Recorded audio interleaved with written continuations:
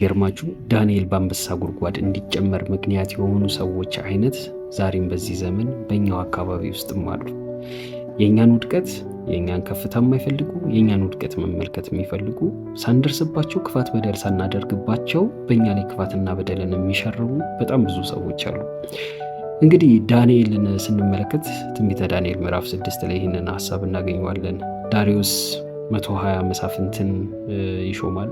በመሳፍንቶቹም ላይ ደግሞ 3 አለቆችን ሲሾም እንመለከታለን።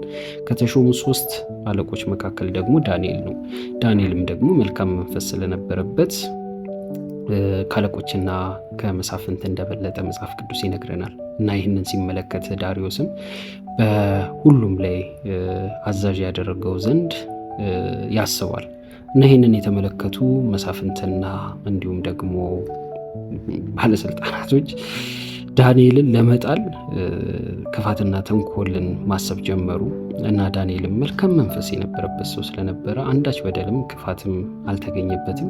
በዚህ ሰዓት ግን አንድ ነገር አስተዋሉ። ዳንኤል ሊወድቅ የሚችለው በአምላኩ ብቻ እንደሆነ ተገነዘቡ። ስስ ጎኑ ያ ብቻ እንደሆነ ሲመለከቱ ያው ወደ ዳሪዮስ ሲገቡና ማንም ሰው ለዚህ ለ30 ቀን ወደ አምላኩ ወደ ሰው ምስጋናን እንዳያቀርብ ብለው ትእዛዝ ያወጣሉ። ይህንን ትእዛዝ የሻረ ደግሞ በአንበሳ ጉድጓድ ውስጥ ተጭሎ እንዲሞት ቅጣት እንዲወሰን ፍርድን እንዲጸድቅ ያደርጋሉ።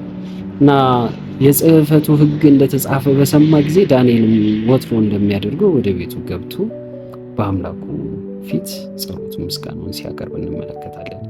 እናም ቢንጎን ያሉት ይህንን ነገር ሲመለከቱ ሄደ ወደ ዳሪዮስ እንግዲህ ይህ ሕግ የጸና እንደሆነ በማስታወስ ዳንኤል ይህንን እንደሻረ በመናገር ወደ አንበሳ ጉድጓድ እንዲጨምር ምክንያት ሆነው ነበርና ሰዎች ላይ እንደዚሁ ሳንደርስባቸው እንደዚሁ የሚደርሱብን ሰዎች አሉ። ክፋት ሳናስባባቸው ክፋት የሚያስቡብን ሰዎች አሉ። የኛ ከፍታ የሚያንገበግባቸው በጣም ብዙ ሰዎች አሉና ምን እናድርግ?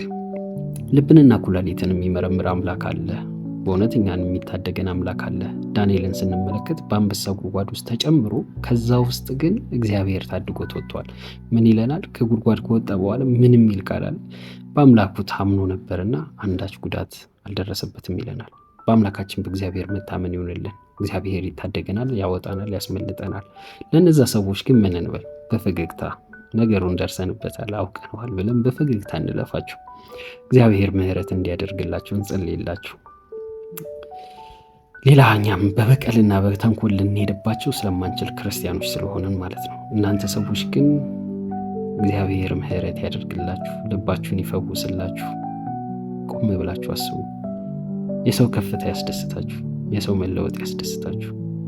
እናንተን የሚጎዳችሁ ምንም ነገር የለም። እንደዚህ አይነት ልብ ያላችሁ ወንድምና እህቶቼ ንስሐ በመግባት ወደ እግዚአብሔር መቅረብ ይሆንላችሁ። እኔ ግን እወዳችኋለሁ። ፈገግ ብዬ አሳልፈዋለሁ። ሰላም ሁኑልኝ።